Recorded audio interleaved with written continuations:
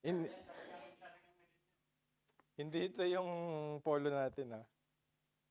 Pero ito yung itong coat, ito yung kulay ng polo, pero yung coat iba, mas darker pa yun.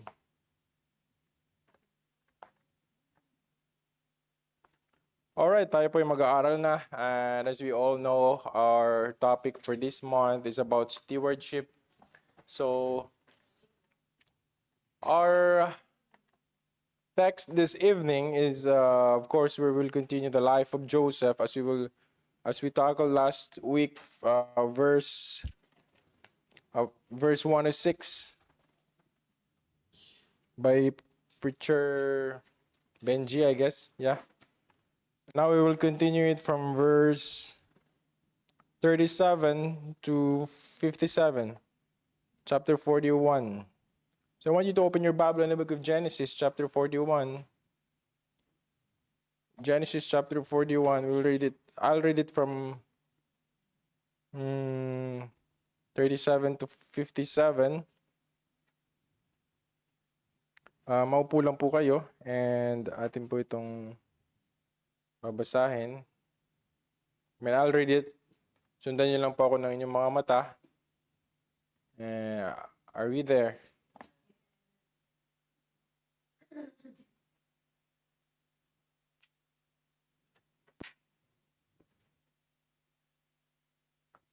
All right, so Genesis chapter 41, verse 37, the Bible said, "And the thing was good in the eyes of Pharaoh and in the eyes of all his servants. And Pharaoh said unto his servants, Can we find such a one as this, as a man in whom the Spirit of God is? And Pharaoh said unto Joseph, For as much as God hath showed thee all this, there is none so discreet and wise as thou art. Thou shalt be over my house, and according unto thy word shall all my people be ruled. Only in the throne will I be greater than thou." And Pharaoh said unto Joseph, "See, I have set thee over all the land of Egypt." And Pharaoh took off his ring from his hand and put it upon Joseph's hand, and arrayed him in vestures of fine linen, and put a gold chain about his neck. And he made him to ride the second chariot which he had, and they cried before him, Bow the knee, and he made him ruler over all the land of Egypt. Verse 44, And Pharaoh said unto Joseph, I am Pharaoh, and without thee shall no man lift up his hand or root in all the land of Egypt. And Pharaoh called Joseph name Zephanath-Paneah, and he gave him to wife Asenath, the daughter of Potiphar, priest of On. And Joseph went out over all the land of Egypt. Joseph was 30 years old when he stood before Pharaoh, king of Egypt. And Joseph went out from the presence of Pharaoh and went throughout all the land of Egypt. And in 7 plenteous years, and the earth brought forth by the handfuls, and he gathered up all that good of the 7 years which were in the land of Egypt, and laid it up the food in the cities, that the food of the field which was surround about every city laid he up in the same. And Joseph gathered corn as the sand of the sea, very much, until he left numbering, for it was without number. And unto Joseph were born 2 sons before the years of famine came, which Asenath, the daughter of Potiphar, priest of On, bare unto him. And Joseph called the name of the firstborn, very, very popular na pangalan, Manasseh. For God said, He had made me forget all my toil and all my father's house. In the name of the second called he Ephraim, for God had caused me to be fruitful in the land of my affliction. And in the 7 years of plenteous that was in the land of Egypt were ended. Verse 54, And the 7 years of dearth began to come, according as Joseph had said, and the dearth was in all lands, but in all the land of Egypt there was no bread. And all the land of Egypt was famished, the people cried to Pharaoh for bread, and Pharaoh said unto all the Egyptians, Go unto Joseph, what he said to you, do. And the famine was over all the face of the earth, face of the earth. It's all around the world, nakita niyo yan. And Joseph opened all the storehouse and sold unto the Egyptians, and the famine waxed sore in the land of Egypt. Last verse, and all countries, listen to that, all countries, mga Pilipino nagpunta rin doon, di ba? And all countries came into Egypt to Joseph for to buy corn, because that the famine was so sore in all lands. Tayo po ay manalangin muna. Heavenly Father, I thank you, Lord, for this evening. Once again, kami nandito mag-aaral, at salamat, Panginoon, for reminding us paano mo ginamit, Panginoon, si Joseph to preserve the life of your people, O God. And we just thank you for your word na aming pag-aaralan ngayon. Pagpalain mo itong gabi, pagpalain mo mga kaluluwang nandito, at hayaan mo ang bawat isang maunawaan ng lahat ng gusto mong ipahiwatig sa amin through this chapter. And hayaan mo rin, Panginoon, na uuwi kami ngayon na may dalang bagong kaalaman patungkol sa iyong mga salita. Ikaw po ang mapapurihan ng pangalan ni Jesus. Amen. Alright, so the title of the sermon this evening is Faithful Stewardship in the Time of Plenty and Famine. Okay? Kailan ba tayo faithful, mga kapatid? A time of plenteous lang ba? Paano pag time of famine na? I remember when there was a pandemic, di ba? Yung iba hindi na nagta-tithes. Di ba? Wala yung tithes kasi famine. Unahin ko pa ba yung church? Siyempre, bili ko na lang kaya ito ng pagkain namin, bigas.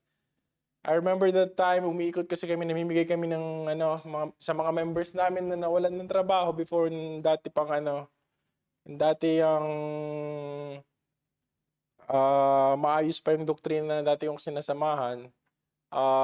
Umiikot kami, namimigay kami ng 500 dirhams sa member namin na wala ng trabaho para masustain ang kanilang pangangailangan for that month. Well, that's not for the rent. Para lang yun sa mga pagkain nila. And, yun nga, kasi ang dami that time, famine, hindi na nagta-tithes. Hindi na nagbibigay sa Diyos. But not only about the finances, in general, mga kapatid, tayo po ba ay magiging faithful pa rin na steward sa panahon ng famine? Sa plenteous days, okay lang di ba? Have you heard about the Filipina who won 30 million dirhams? Di ba? Imagine that. And I was thinking, unang-una, hindi ba tayo mananalo doon, di ba? Kasi sugal yun Unless medyo nagsusugal ka, medyo lang. And I was trying to compute, magkano ang tithes nun? This is around 65 million pesos. Sabi ko, tapos lahat ng project sa Pilipinas, yung Angat, yung lahat ng project na churches, tapos yun. Oo, mapapalandscape pa natin yun. Tapos mapapagawa pa tayo ng bagong, anong tawag doon? Hindi, yung parang camping, oo. Pero sabi ko, Lord, paano naman kami magkakapanalo ng ganun? Wala naman sa aming tumataya. Yung mga raffle nga lang sa Carrefour, yung bumili ka tapos mayroong kang extra raffle, hindi ka kami nananalo So, di ba? At mahal ang ticket nun Ang nanalo kasi is a Filipina who is already a manager, accountant siya. So, kasi kung hindi ka wala ka sa posisyon, hindi ka basta makakabili ng ticket nun. Umabot ng 500 ang isang ticket nun, 600. Isa lang yun. So may promo sila, balay bili ka ng dalawa, meron kang extra isa. Sa office, maraming ganon. Gusto nagpapaambagan sila, tapos nagtataya sila every month. Every month kasi yun. Encourage nila akong mag-ambag kasi hati-hati daw pag manalo. Biko, okay lang. Masaya na ako. Kung anong meron ako. Amen. So ako natutuwa kasi ang pag-aaral natin ngayon about kay Joseph. And Joseph is one of my favorite character in the Bible, Kasi si Joseph, mga kapatid, alam niyo, si Joseph, ito, believe ako dito kay Joseph, kasi si Joseph ang nagpapatunay, listen to this, si Joseph ang nagpapatunay na hindi dahilan ang malanding babae para mangabit ng lalaki. Di ba? Kasi si Joseph, nung may malandi, anong ginawa niya? Tumakbo. Di ba? Takbo agad. Huwag ka nang dikit-dikit pag may malandi, di ba? So, buti na lang talaga may Joseph sa Bible. Kasi minsan ng mga babae, pag mayroong nangangabit, inilalahat agad. Kayo mga lalaki, pare-pareho lang naman. Buti na lang may Joseph. Hindi niyo pwedeng sabihin pare-pareho kaming lahat. Kasi may Joseph na hindi nalandi. Amen? Ha? Mabilis tumakbo si Joseph. So ako, paborito ko to si Joseph kasi pareho kaming tumatakbo eh. Ang pinagkaiba lang sa akin, walang dumidikit, tumatakbo lang ako. Wala naman dumidikit, tumatakbo pa din. Di ba? Mas safe yun. Oo. Mas safe yun. Kasi habang wala nang nakadikit, takbo ka na.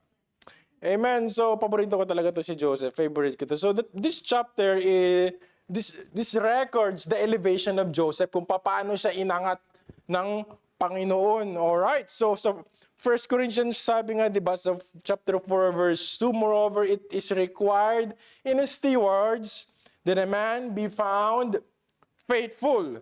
So my first point this evening is, stewardship begins with God-given wisdom. Stewardship begins with God-given wisdom. So from verse 37 to 39, balikan natin, ang sabi dito, and the thing was good in the eyes of Pharaoh, and in the eyes of all his servants. And Pharaoh said unto his servant, can we find such a one as this, a man in whom the Spirit of God is? And Pharaoh said unto Joseph, for as much as God had showed thee all this, there is none so discreet and wise as thou art. So yung wisdom, mga kapatid, nakita natin dito, sabi ng Biblia, na sa kay Joseph daw nakita yung spirito ng Diyos. Wisdom. So mga kapatid, unang-una sa stewardship, kung wala ang Diyos sa'yo, it was very hard for you to be a faithful steward. Amen? That's why palagi natin sinasabi, pagdating sa pagbibigayan, sa mga bisita, we don't require. Sa mga hindi member, we don't require. Sa mga visitor natin, we don't require. Kasi bakit? Unang-una, kailangan nasa iyo ang Diyos. And then these visitors who come here, hindi natin alam kung tumanggap na sila. And for all these members na nandito, we give you the benefit of the doubt na lahat kayo tumanggap na sa Diyos. So you have that access to God and you cannot say, parang hindi ko naman naiintindihan. If the Spirit of God is in you, you should understand the basic na pagbibigayan pagdating pa lamang sa tithes. Sa tithes pa lamang dapat nauunawaan natin yun kasi sabi ng Biblia, the Bible said, the sheep hear the voice of the shepherd. So kung tinuturo ng salita ng Diyos ang pagbibigay, dapat naririnig nyo yun at hindi kayo doon naninibago. That should not be new to you. Dapat pag narinig nyo may pagbibigay, tithes and offering, okay, that should be normal. Normal sa mga tupa ang naririnig nila yung boses ng kanilang shepherd. At kapag salita ng Diyos ay naihayag, especially yung mga basic na doktrina, dapat naiintindihan natin yon. At pag hindi nyo naiintindihan yung mga simpleng doktrina lang, pagdating sa once saved, always saved, yan po ay nagpapatunay na alanganin po ang inyong kaligtasan. Kasi ang ligtas, nakakarinig yan. Okay? Meron nga lang malakas, merong mahina, pero pagdating sa mga basic na pagtuturo, dapat naiintindihan natin. Stewardship begins, mga kapatid, when we recognize that all wisdom, ability, and insight comes from God. Ang stewardship nagsisimula pag ina-acknowledge natin yung kaalaman, yung idea, ay nanggaling sa Panginoon. Kasi we always say this in front of you, na kung hindi nyo naiintindihan, and if you're doing it out of faith, then just don't do it. Because everything that is out of faith is sin. Kasalanan po yung pagsunod lang kayo ng sunod. Kailangan naiintindihan nyo at kailangan ito po ay pinapaniwalaan nyo. Pharaoh acknowledged that Joseph's wisdom came from God. True stewardship always flows from divine wisdom. Diba? Maaring maintindihan yan ito yung pinagkaiba ng isang taong ligtas at isang taong nakakaintindi lang, no? Kasi isang tao na nakakaintindi lang, pwede yan sabihin, ay, nagbibigay kayo sa church. Sa bagay, normal lang naman yan kasi church maganda naman papatutunguhan. Naintindihan na lang. Pero pag ang isang tao ay may wisdom, iba ang epekto sa atin nun. Pag may wisdom, you do it because alam mo, ito ay nakakalugod sa Diyos at ito yung tama. Yung iba, alam lang nila pero di nila ginagawa. Parang magsisigarilyo lang, di ba? Ang daming naniniwala na may dudulot itong hindi maganda sa ating katawan. Pero hindi naman lahat ginagawa. Nagsisigarilyo pa din because they don't have the wisdom. They just have the knowledge. They know that it's not good for their body, but they don't have the wisdom. So itong mayroon tayong mga kapatid, kung ikaw ay natututong magbigay, it means God gave you the wisdom. Binigyan ka ng kaalaman ng Diyos na maunawaan na paano pahalagahan, paano magbalik, paano i-manage ang binigay sa atin ng Diyos. Kaya nga sabi sa verse 38, can we find such one as this, a man in whom the Spirit of God is? So pagdating sa stewardship, again, nagsisimula yan sa kaalamang nanggagaling sa Diyos. Alright? Hindi lang tayo basta, nagbibigay sila. Sige lang, marami man akong pera. Bigay ka naman din agad. Hindi mo naman naiintindihan. Alright? So the application on this is, we cannot steward our time, finances, gift, or influence effectively without seeking God first. Wisdom precedes responsibility. Mga kapatid, James 1:5, ano sabi doon? God gives wisdom liberally. Libre lang po ang kaalaman, ang wisdom na nanggagaling sa Diyos. Proverbs 3:5-6, trust in the Lord for direction. Kung kayo po ay binigyan ng Diyos ng kaalaman, napakagaan lang sa atin i-manage ang kanyang mga binibigay sa atin na wealth. Amen? Kaya nga, di ba, sa paghahanap ng trabaho, pala yung sinasabi, isipin nyo na, pag naghanap kayo ng trabaho, pag binigyan kayo ng breakdown, isama nyo na agad yung breakdown ang hindi sa inyo. Isama nyo na sa computation, ito hindi to sa akin. Kasi maano ka lang ma-disappoint ka lang pag isama mo yan sa sa gastusin mo. Mag-a-adjust ka talaga. Hindi po pwede ang Diyos ang mag-a-adjust sa atin. Tayo po ang mag-adjust sa Diyos. Kasi steward nga, di ba?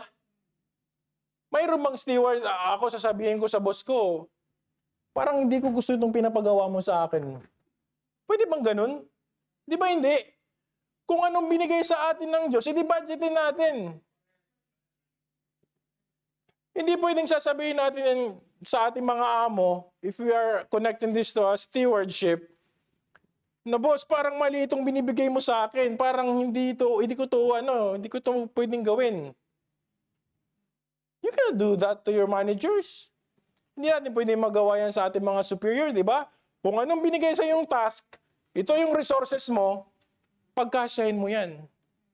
Gawin mo yan. Di ba? Ganun sa Diyos. Kung anong binigay niya sa atin, kung yan ang binigay sa yung muka, pagtiyagaan mo yan. Di ba? Kung yan ang binigay sa yung, sabihin ko sana ng height kaso, yan, nasabi ko na. Kung yan binigay sa yung kulay, Ganun ang binigay sa'yo ng Lord eh. Huwag mo lang sirain ang sarili mo. Pwede kang magluta, wala namang problema yun, di ba? Pagandahin mo yung sarili mo, improve mo yung sarili mo, pero wag mong sirain ang sarili mo. Di ba? O, wag mong palitan yung ulo mo, mahirap yun. So mga kapatid, again, kung anong mayroon tayo, ang binigay sa atin ng Diyos, hindi tayo pwedeng magreklamo. Mayroon na lang, ang kailangan na lang natin gawin is i-manage ito ng maayos according sa kagustuhan ng Diyos. Amen? Kasi hindi naman po tayo binigyan ng Diyos ng something tapos humihingi siya ng more than dun sa binigay niya. Di ba? Kaya nga ang prinsipyo ng pagbibigayan, di ba, is 10%. Okay, may percentage. Kaya walang magrereklamo. Diba? Kasi kung gagayahin niyo yung tithes ng bawat isa, mahirapan tayo. So, wala sa ating magkakaroon ng excuse. Number 2, stewardship requires faithfulness.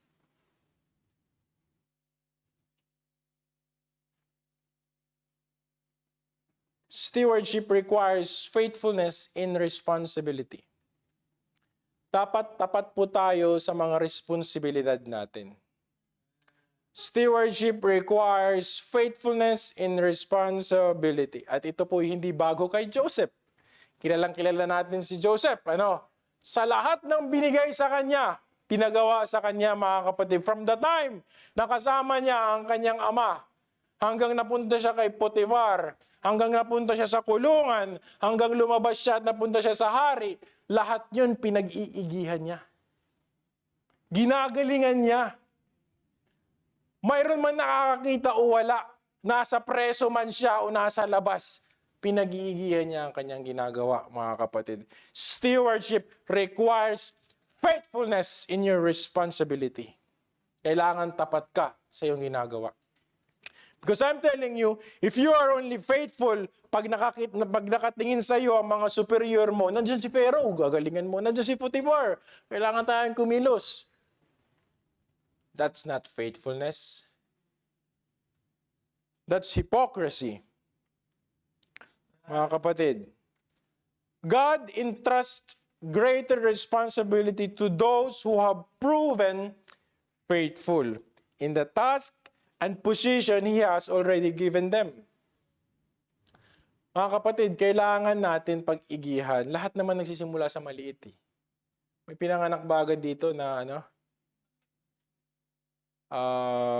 bilyonaryo na agad? Anak ni Elon Musk, may anak ba yun? Hindi ko alam eh.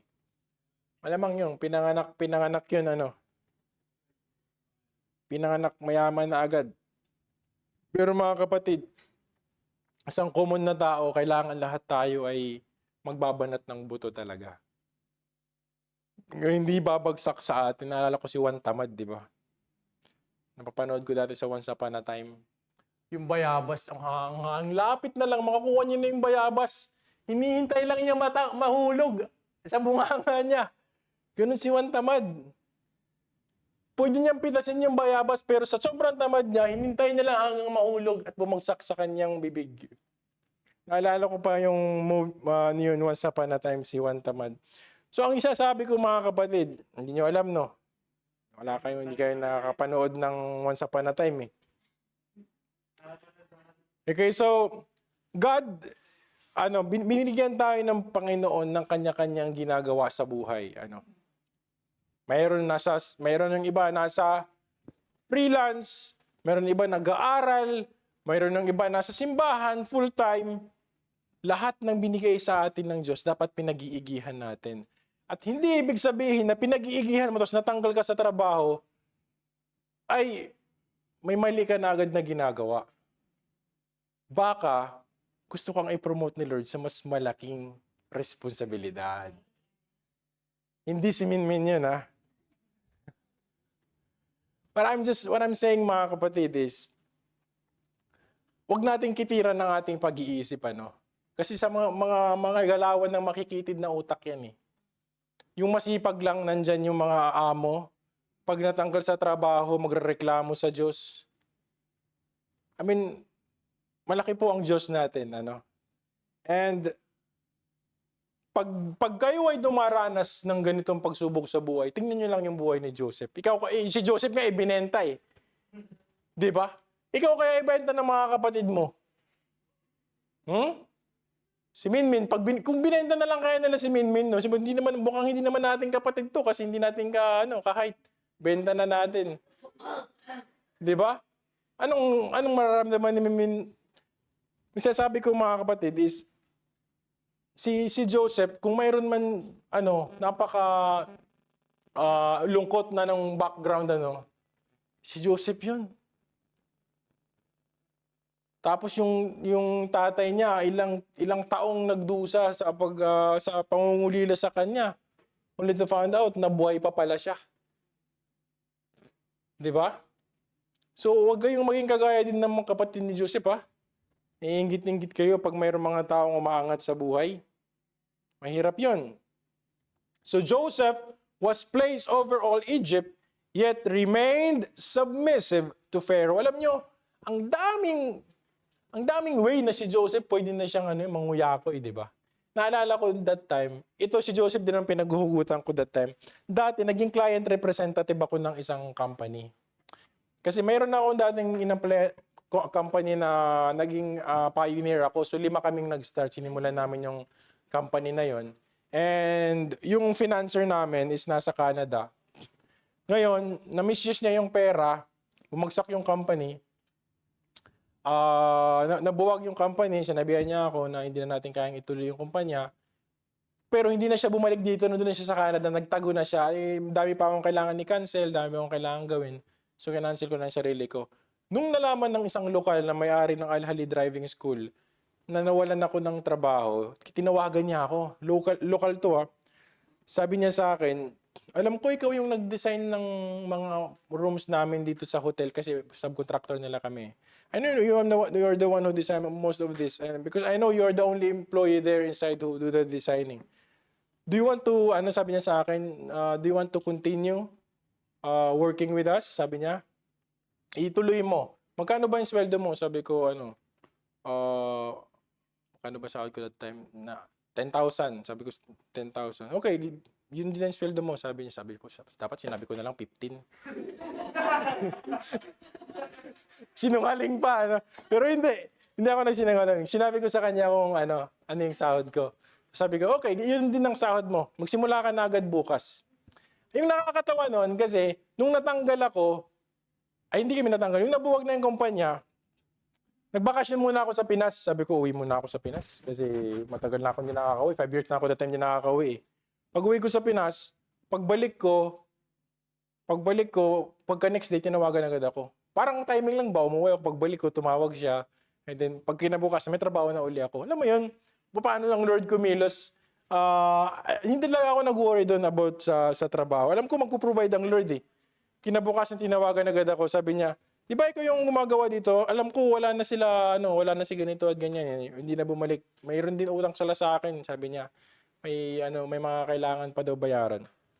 Pero sabi niya, kung gusto mo, ikaw na lang ang magtuloy. So magiging part ka ng client, hindi ka na subcontractor. Nawalan ako ng trabaho, pero from being subcontractor, napunta ako sa client side. So nung napunta ako sa client side, ako ngayon yung nagmo-monitor ng mga kontraktor. So lahat ng mga kontraktor, lahat ng payments nila, dadaan sa akin. Pag mayroon silang, for example, yung una kong pinirmahan is yung subcontractor ng gypsum. So pagpunta niya doon, pinapa-approve niya yung gypsum. Sabi ko, pagtingin ko doon sa area ng kinukumpute, sabi ko, ba't sobra-sobra yung square meter na sinisingil nito? So sinabi ko doon sa amo.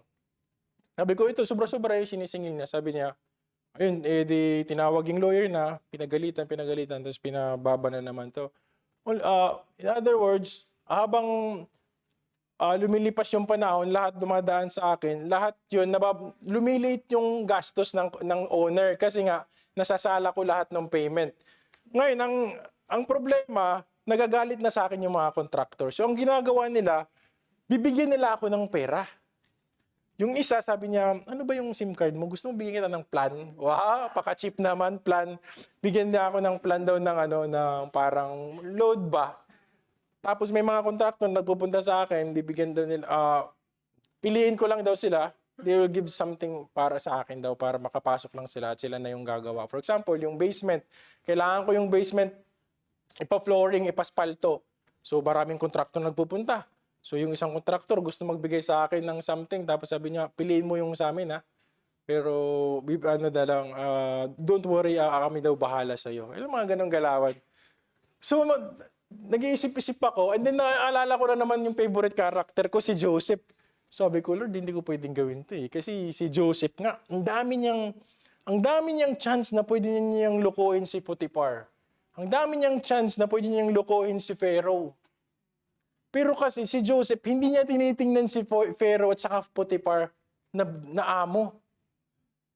Ang tinitingnan niya yung Diyos. At yun ang problema natin. Kasi tayo, nakatingin tayo sa tao. Whereas ang Biblia ay tinuturo sa atin na lahat ng mayroon ka, isipin mo, bigay yan ng Diyos. Hindi yan pinasweldo lang sa'yo. Kasi kahit yung nagpasweldo sa'yo, kayang isarado yan ng Diyos. Ang kumpanyang yan. Alam niyo yun? So kaya, stewardship means managing well what belongs to other. Understand that? Stewardship, ulitin ko, mga kapatid, stewardship means managing well what belongs to others. Ang stewardship, hindi about ownership. Tayo ang hilig natin sa ownership. Pag na tayo, di ba, gusto natin yung sasakyan nakapangalan sa atin, yung lupa kailangan nakatitulo, nakapangalan sa atin. We want ownership.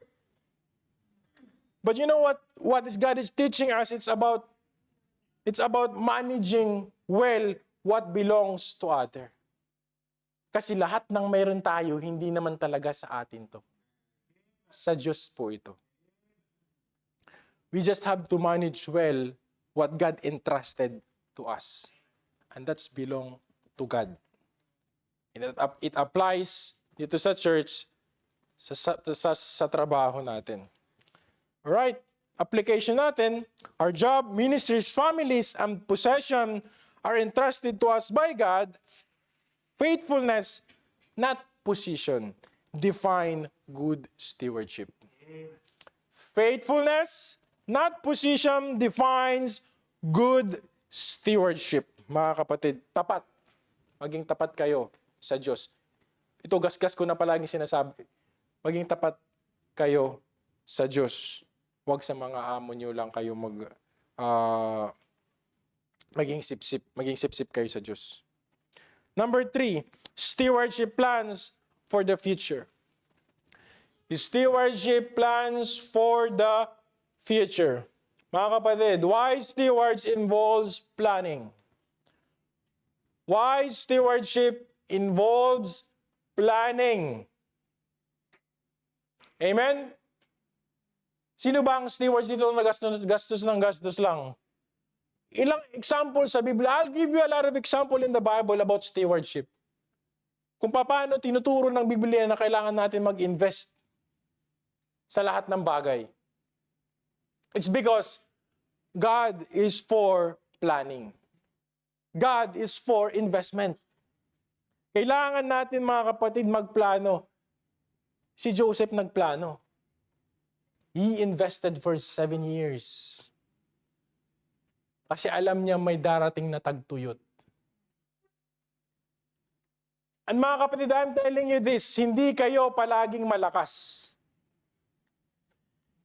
Hindi kayo palaging, ako personally, ako lang to hindi ko sinasabing sundan nyo. Nag-asawa ako ng maaga kasi habang malakas pa ako, gusto kong ubusin ko ang lakas ko to provide for my family.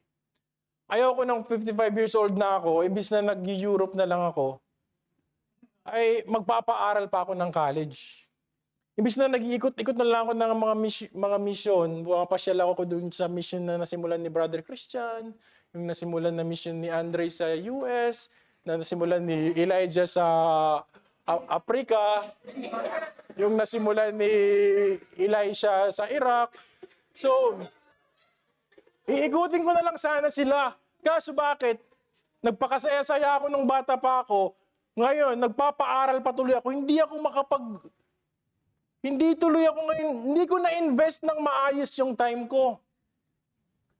Kailangan nyo mga kapatid mag-invest. Kailangan nyo magplano. Joseph did the planning. I'm telling you, Joseph was 30 years old when this is happening. And I'm 35. Nice. Joseph. Doon lang sa part na tumakbo. Okay? Tumakbo sa babae. Mga kapatid, kailangan natin ng planning. God is for planning. A lot of passage in the Bible na tinuturuan. Meron nga, di ba? May turo sa Bible. Yung isang binigyan ng 1 talent, anong ginawa niya? Hindi niya in-invest. Tinago niya lang. Mga kapatid, anong binigay sa atin yan, Diyos? Palaguin natin yan. Kasi, yun ang ini-expect sa atin ng Lord. Napalaguin yung mga binigay niya sa atin. It includes saving and managing resources. Di ba? Carefully during season of abundance in preparation for the future needs. Nakita niyo yun? Kung paano niya inipon 7 years. Pero again, it started with the wisdom. Hindi naman niya ginawa lang yun kasi naisipan niya lang. Sinabi ng Diyos sa kanya, it's because malapit siya sa Diyos. So again, kaya nga ang first point natin, nagsisimula yan sa, nilagay niya ba? Nagsisimula yan sa wisdom, di ba? So, kaya, pagdating dito, kailangan, mga kapatid, ano ba yung hinihintay natin kasi? So ngayon, tanungin natin mga sarili natin, ano ba yung pinagplaplanuhan natin? What is our plan? What is our goal, mga kapatid? Ano ba ang goal natin sa buhay natin? 10 years from now, 15 years from now, 20 years from now, ano bang goal natin? Kailangan may planning, mga kapatid. Di ba? Hindi pwedeng, attend lang ako. Attend ako dito sa church. Ganito lang ang buhay ko, padala sa Pinas. Hindi, dapat may goal tayo. Dapat mayroon tayong planning ano ba ang gusto ng Diyos sa atin. Kasi hindi mo alam, baka pala magiging asawa ka ng isang misyonary. Amen? Long term at short term. Joseph did not waste the years of abundance, mga kapatid. Huwag niyong sayangin ang mga panahong malakas pa kayo. Kailan tayo magpaplano kung ugod-ugod na tayo? Kailan ka magbi-business kung business-minded ka? Kailan ka magtututong magpiano? Diba? Pag naputulan na yung kamay mo. Diba? Kailan ka gustong mag-choir? Pag wala ka ng boses sa kakasigarilyo. Kailan, mga kapatid? Ano ba ang plano natin? Paano natin minamanage yung binibigay sa atin ng Diyos? Hindi lang po tayo steward ng salapi. Steward tayo ng lakas natin. Steward tayo ng katawan na binigay sa atin ng Diyos. Steward tayo ng mata natin. Lahat ng parte ng katawan natin, steward tayo niyan. Kaya kailangan lahat ng binigay sa atin ng Diyos, kumikilos yan with investment, with planning. Ano ba in the future ang mapapala nitong kamay ko? Saan ko ba gagamitin itong kamay ko? Sa pananampal lang ba? Sa pananabunot ng mga chismoso? You have to be wise and invest. Ano ba ang magiging skill ng kamay na to? After 5 years. Kung puro ka lang games, doon mo in-invest yung kamay mo sa kaka-games mo lang ng Roblox. Diba? Saan nyo ini-invest yung mata nyo? Lumabo na lang yung kamata mo, kaka-Netflix, kaka-Facebook. Saan nyo ini-invest yun, mga kapatid? You are a steward of everything that you have. That includes your body. Kaya nga tayo magkakaroon ng biggest loser. Kasi, ang babata nyo pa. Pangit makikita sa inyo, hindi na kayo makatakbo ng tuwid. Nung nasa edad ako ninyo, nasa 12 years old, 10 years old ako, ang sports namin, track and field kasi ang harap ng bahay namin oval. School na may oval sa gitna. Track and field every Saturday and Sunday. Pabilisan tumakbo. Sa paggabi, patintero. Pagdating ng alas 10, magtataguan pa yan hanggang makakita ng mga multo. So batak yung mga katawan na nai-exercise. Di ba? Siyempre, ang kagandahan sa panahon natin ngayon, kayo naman ay nasa simbahan na, pero ang nakakalungkot na part, hanggang lang kayo makakapaglingkod. Kung pagdating nyo ng 20, hindi na kayo makatayo. Di ba? So kailangan niyo maging good steward pati sa katawan na binigay sa inyo ng Diyos. That's planning. You have to plan 20 years from now, si Elijah is... Di ba? Paano? Hindi pa na pinaplano ni Elijah eh. Pag pinano niya yun ngayon, after 10 years, si Andre, nakita niyo naman yung mga pormahan ni Andre. Pag yun after 20 years, magseryoso siya sa kanyang diet. Oo. He can rip you apart. Di ba? So, kailangan natin, mga kapatid, planning. Hindi pwedeng sasabihin lang ni Elijah sa first week of January. Pag first week, sa second week na lang of January. Hindi pwede. Kailan yung next year? We have to invest.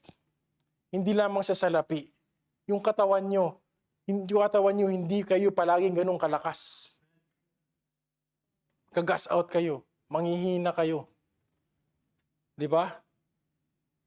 Mga sasakyan nga eh. After 5 years, wala na. Enjoy for 1 year, 2 years, 3 years. Nag-depreciate. Ang tao rin nag-depreciate. Kaya kumikita ako ng ganito kalaki ngayon, sa panahon, may mga natanggal sa amin kasi to, matanda na. Hindi nila alam, kalbo lang pala. Hindi pa pala matanda. Wala lang buhok. So mga kapatid, kailangan natin i-invest, ayusin. Si Joseph at the age of 30, plinano niya, 7 years, prime ko to. So lahat ng kikidain ko, gagamitin ko pag early 40s ko. Para pag hanggang pag 45 ko, mayroon akong ipanggagastos dito sa famine na to. Kaso ngayon tayo, wala pa nga tayo sa 20, sinisira na natin yung mga kolon natin. Sinisira na natin yung mga tiyan natin. Yung mga bituka natin. Di ba? Yung mga singit natin, nagsisiksikan na. Kailangan natin ingatan ang binigay sa atin ng Diyos. Maging magandang steward tayo, mga kapatid. I'm serious with that. Kasi gusto niyo magamit kayo ng Diyos, matagal, sayang ang talent.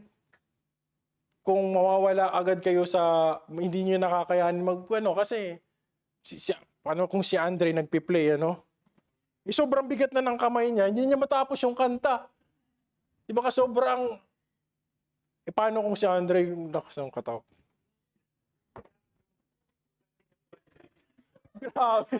Grabe yung pianist yan. Kahit 4 na piano yan. Di ba? Kasi ang lakas ng katawan, yung lusog eh. Paano, sayang ang talent, di ba? Sayang yung skills na binigay ng Diyos. Hindi lang katawan yung nawala, pati yung skills di na magamit. Kasi hindi na invest ng tama. But the investment of teaching the others, that's good already. Okay? Yung part na yun, okay na tayo doon. That's very good. Nag-invest tayo by teaching others. Okay? Isa yan. Pagtuturo. Pero again, hindi lang po doon nagsatapos. Okay? Palagi niyong humingi kayo ng wisdom sa Panginoon. Lord, ano pa ba yung mga binigay mo sa akin na kailangan kong i-invest? Kailangan kong palaguin. Kailangan lumawak. Kung binigyan mo ako ng utak na magaling mag-isip, okay, so paano ko ba ito mai-apply na maging effective ako na minister? So, godly stewardship includes planning, saving, and preparing, not presuming on tomorrow, but being responsible of today. Point number 4, stewardship recognize God's purpose and blessing. Stewardship recognize God's purpose in blessing. Pag pinagpala kayo ng Diyos, that's because may purpose yan. May paglalaanan yan. May paggagamitan yan. Pag pinagpala tayo ng Diyos, mga kapatid, Joseph named his sons to honor God's work in his life. He remembered God even in prosperity. Ang problema sa atin, pag tayo nakaangat-angat na, nawawala na tayo sa gawain. Nagkatrabaho ka nga lang, hindi ka pa yumaman, wala ka na sa church eh. Paano pa kaya kung yumaman tayo? Kaya di talaga tayo mananalo ng loto. Hindi tayo yayaman kasi wala ka sa church eh. He remember God even in prosperity, kahit nasa tuktok na siya ng tagumpay. Iaalala niya pa rin ng Diyos. Yung mga anak niya, ipinangalan niya pa sa Diyos. Minsan nakakalimutan na natin ng Diyos pag tayo ay nakakaluwag na sa buhay. But si Joseph hindi. Sa baba man siya o nasa taas, lahat ng ginagawa niya from God's wisdom na binibigay sa kanya. Genesis 41, verse 51, for God had made me forget all my toil and all my father's house. Nakalimutan niya yung mga dark past niya. Diba, kung ikaw man ay namaltrato nung bata ka pa, kung ikaw man ay naabuso, na-abuse ka ng bata ka pa, kung siya, si Joseph ba, ito po ay nakalimutan niya. Nakalimutan niya at ipinangalan niya daw ang kanyang mga anak dun based sa mga blessing na binigay sa kanya ng Diyos. Deuteronomy 8:18 ang sabi ng Biblia, God gives power to get wealth. God gives power to get wealth. And sa Psalms 127:1, without the Lord, labor is vain. Without the Lord, labor is vain. Application for this point, blessings are not for pride. Kasi usually, pag tayo pinagpapala, mayabang na tayo, no? Na-increasean lang tayo ng 2,000, kala na natin kahit sino, pwede natin bilhin, di ba? Yung mga may nakita ko sa before, pag yung, sa bagay, kasi lalo na pag nalalasing, buti na lang tayo, hindi tayo naglalasing-lasing, ano? Kasi ang tao, mayabang pag lumalasing, pag nalalasing, Dati ginagamit lang yung pampalasing para lumakas ang loob at makapangligaw ng babae. Yun yung mga ginagamit nila. Pero, again, ang blessing is dapat hindi ginagamit para makapagyabang. Isa pa yan. Kung hindi ka man mawala sa church dahil sa sobrang yaman mo na, maaaring hindi kayo mayaman kasi alam ng Lord yayabang ka. Alam ng Lord na hindi mo kakayanin na hindi magyabang. Kaya hindi ka nagkakaroon ng something na ipagyayabang. Diba? Blessings are not for pride, but for purpose. A good steward gives glory to God in season of success. Mga kapatid, palagi nating isipin ang Diyos, lalo na pag nandun tayo. Kahit nandun tayo sa prime natin, sa pag-angat natin at kahit sa pagbagsak natin. May trabaho ka man o wala, masaya ka man o hindi. Isama niyo po ang Diyos. Last point, stewardship becomes a blessing to other and preserve life. Stewardship becomes a blessing to other and preserves life. True stewardship is never self-centered, mga kapatid, but uses God gives resources to serve, bless, and preserve the lives of others. Because Joseph's stewardship, because of Joseph's stewardship, Egypt and surrounding nations were preserved. Kita niyo yun? Dahil sa pagiging tapat ni Joseph, ang daming nakinabang. Hindi mo alam mga kapatid, hindi nyo alam kung kayo ay magiging tapat sa inyong stewardship. Hindi nyo lang alam kung sino yung mga makikinabang. Balik tayo sa finances. Kung tapat ka sa yung stewardship, hindi mo alam kung kaninong mga missionary nakakatanggap dyan. Hindi mo alam kung yung surroundings mo nagbe-benefit because of your stewardship. Because of Joseph's stewardship, maraming nation ang hindi namatay sa pagiging tapat niya. Imagine mo kung maraming tao ang magiging tapat sa Diyos, wala sanang gawain na magugutom. Walang misyonaryong magugutom. Di ba? Lahat sana ng mga churches na baptist sa Pinas ay parang Iglesia ni Cristo. May sariling mga simbahan, maayos, may landscape, may basketball court pa, may dormitory pa. Kung lahat sana ay faithful steward. Ang pinagkaiba sa atin ng mga relihiyon na to, hindi man itong mga tapat, required sa kanila. Sa atin kasi hindi pinipilit eh. Kasi ayaw natin ituro yung persahan. Dapat may sariling conviction. Sa mga simbahan na to, persahan. Meron akong mga dating ka-office mate. Talagang hinahanap sila. Fina-follow up. Nasaan na yung ano mo? Tithes mo. May na-attendan kami dati nasa Pasig pa ako. Pentecostal lang yun, pero hinahanap talaga yung tithes. Hinahanap talaga yung tithes. So, sa atin kasi hindi pinipilit yun. Sabi nga ni Pastor, he can only preach. Yung conviction na sa atin. Pero pag tingnan mo sa Pinas, yung mga iglesia ni Cristo, sila yung may mga simbahan na maayos. Kasi, nire-require yung pagbibigay. Kasi sabi nga, kung magiging tapat lang ang bawat isa, hindi nyo alam kung sino ang makikinabang yan. Hindi nyo alam. Baka hindi pa sumagi sa isip nyo. Kayo rin actually ang makikinabang. Tayo rin ang makikinabang. Kasi mapupunta lang naman yan sa mga projects natin.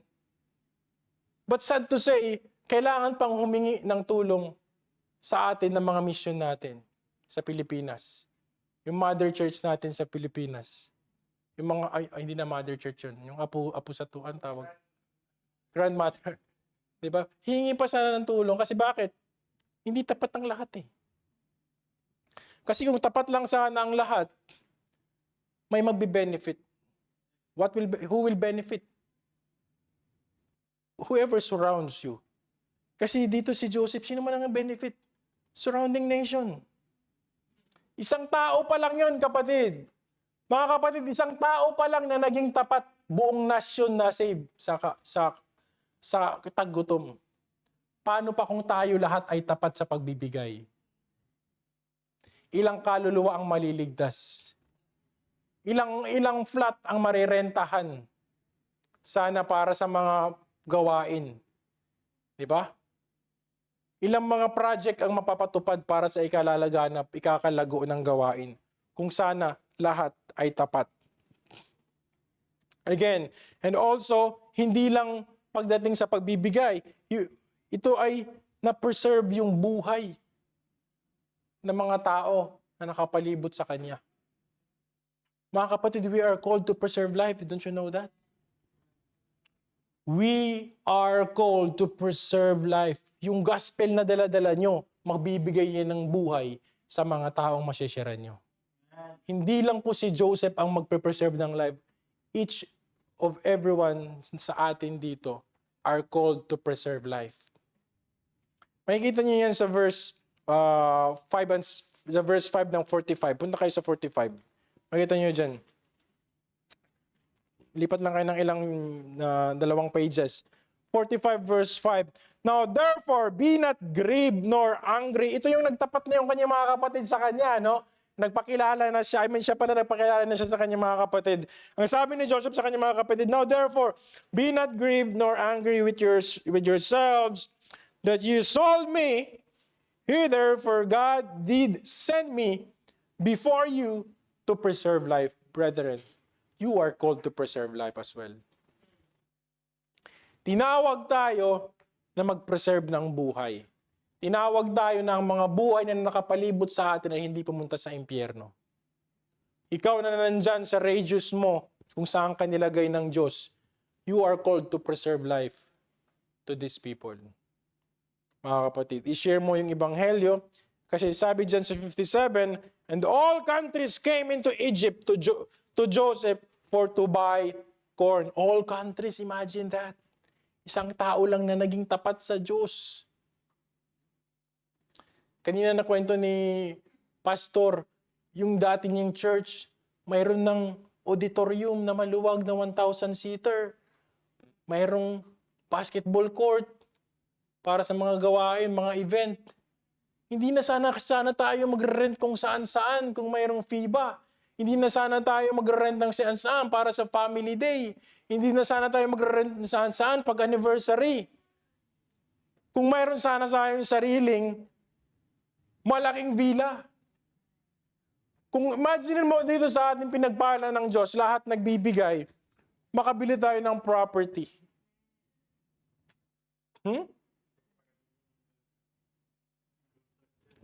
Ha? Hindi natin alam. Hindi ko alam kung, ako ang plano ko dito 20 years pa. Minimum. So pag makabili tayo dito ng property, pwede na lang, hindi na tayo magrerenta. So that's the planning 20 years from now, 10 years from now. Okay? Pero hindi yung mangyayari pag ako lang mag-isa, pag si pastor lang. Imagine mo pag binigyan tayo ng Lord ng mga membro, ng mga tapat,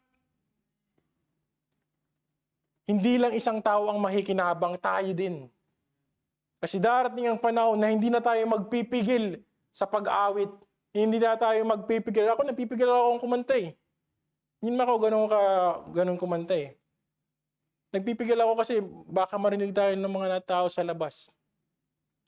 Darating ang panahon, maramang si pastor nandun na to sa Australia that time. Bibisitahin na lang niya, bibisitahin na lang tayo dito ni pastor nito. Bibisitahin tayo doon. Pero may fund na tayo nun.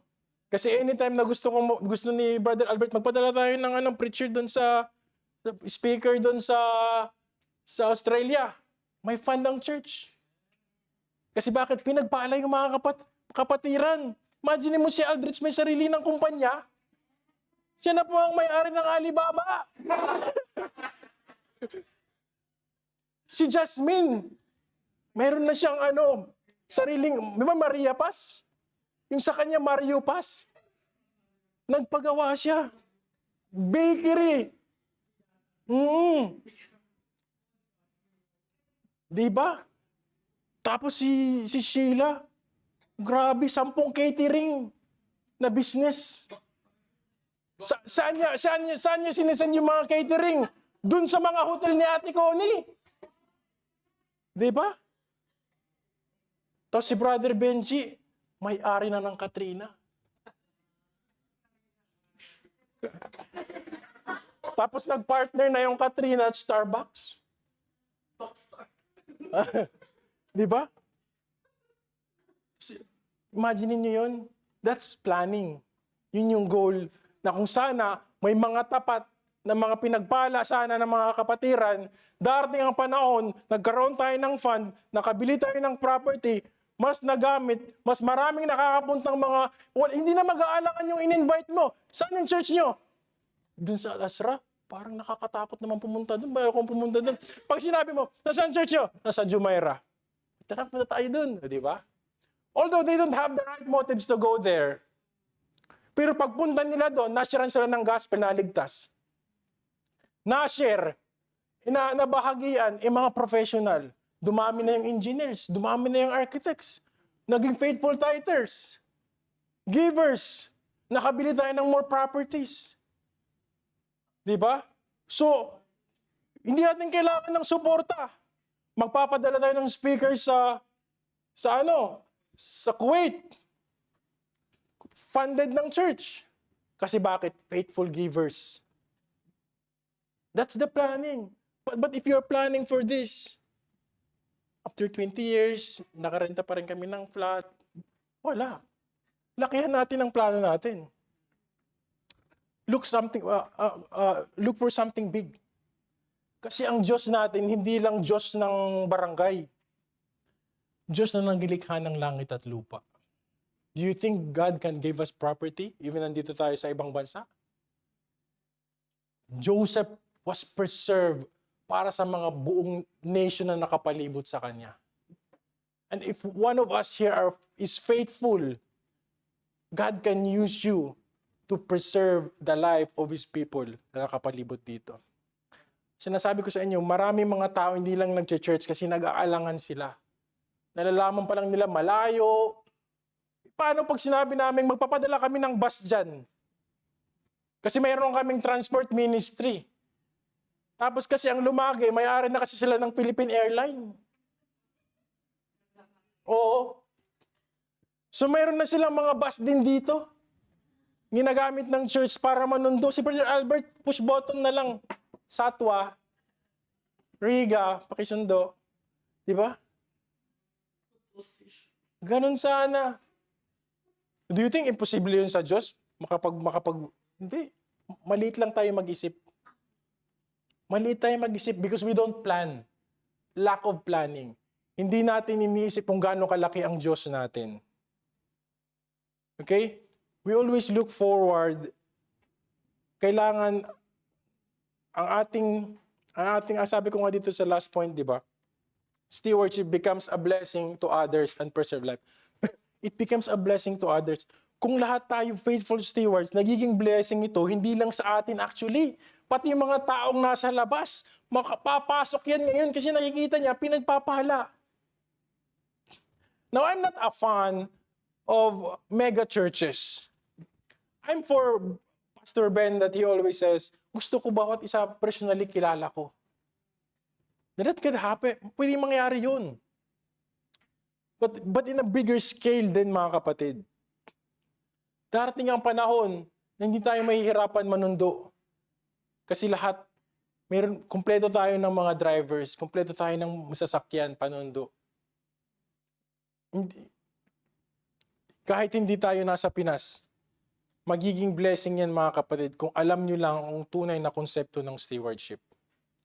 Maging blessing kayo, at yung binibless sa'yo ng Lord, magiging blessing din yan sa iba. Diba? Isa pa yan, hindi tayo mayaman kasi alam ng Diyos, hindi niya man ibibigay. Diba? Kasi ang sabi ng Biblia, you should be ready to give. Pinagpapala ka daw kasi para ka daw maging ready ka din, mamigay. Diba? So mga kapatid, hayaan natin natin ang Diyos kumilos sa mga buhay natin. The more tayong nagiging tapat, the greater responsibility ang binibigay sa atin ng Diyos. Think about Joseph. From a shepherd, di ba? Hanggang sa bahay ni Potiphar, sa kulungan, yung responsibility niya, palaki ng palaki in the age of 30. Di ba? Ang minamanage niya siya. Ang minamanage na niya is pakainin niyang buong mundo. We have to be a faithful stewards, mga kapatid. Ulitin natin. Is it all there? Stewardship begins with God-given wisdom. Stewardship begins with God-given wisdom. Number 2, stewardship requires faithfulness. So, wisdom muna. Pangalawa, maging tapat ka sa ginagawa mo. Maliit man yan o malaki, maging tapat ka. Number 3, stewardship plans for the future. Magplano ka ngayon. Maliit man yan binibigay sa iyo, maging tapat ka at planuhin natin kung ano ang greater picture na pwedeng gawin ng Lord dun sa binigay niya sa yung environment, lugar, o talent, skill, whatever it is. And then stewardship, pag nandun ka na, paangat ka na, huwag mong kalimutan ng Diyos. You always recognize God sa kanyang blessing at saka lastly, stewardship becomes a blessing. Then, darating na tayo sa panahon na yung pag-aapaw ng pagiging faithful ng kapatiran lumalabas na at nakikinabang na kahit hindi mga believer. At yun ang nagiging rason para sila ay pumasok at maligtas din para masyaran natin. That's the life of Joseph in relation to a good stewardship. I hope may natutunan tayo ngayong gabi, mga kapatid. So conclusion, Joseph's life teaches us that God owns everything. We manage what He gives. Faithfulness leads to fruitfulness. Listen to that. Faithfulness leads to fruitfulness. Sabi nga sa Luke 12:42, who then is thou faithful and wise steward? Sino ba dito, mga kapatid? Sino? Sino dito ang wise and faithful steward? Are we faithful steward of our time, talents, finances, and spiritual gifts? Are we preparing wisely for the future, mga kapatid? Are we using God's blessing to bless others? Yan po mga bagay na itanong natin sa ating mga sarili, because a faithful steward is one of whom God can trust in every season, plenty man or famine. I hope na natutunan tayo. Tayo po lahat ay manalangin. Let us all stand up. Heavenly Father, we thank you, Lord, for the life of Joseph, one of our favorite character in the Bible, that clearly explains how faithfulness works, how stewardship, Lord God, changes everything pag kami ay tapat sa aming stewardship. And how we should see bigger picture pag ang mga membro ng simbahan ay tapat. We thank you, Lord, sa buhay ng mga kapatirang nandito ngayong gabi. Because faithfulness should start from us, Panginoon, from this core of this church. Kung kami magiging tapat at gagamitin namin yung wisdom na binigay niyo sa amin, maaari, Panginoon, pagpalain mo pa kami at marami pang kaluluwang maligtas. Pero kung walang magiging tapat dito, Panginoon, hindi kami magtutulungan, limitado ang mga kaluluwang aming mababahagian. Hayaan mo na ang bawat isa dito na magkaroon ng puso na makita nila ang greater picture na pwedeng maging resulta ng pagiging faithful ng bawat isa. Hindi lamang faithful sa finances, kundi faithful sa aming mga sarili, na kasi kami din mismo, Panginoon, ang gagamitin mo para umusad at maihayag ang iyong salita. Salamat sa wisdom, salamat sa salita mo. Ikaw po ang mapapurihan. In Jesus' name we pray. Amen. Thank you very much, Speaker Andre. Before we pray, I just want to give an illustration. Isang contractor company, saka yung owner, last project ay nagpagawa yung owner dun sa contractor, dun sa engineer, isang bahay. At ang budget ay let me say this is not, I don't know if it's true story or it's just a fiction. Let me say yung budget ay 5 million. Okay?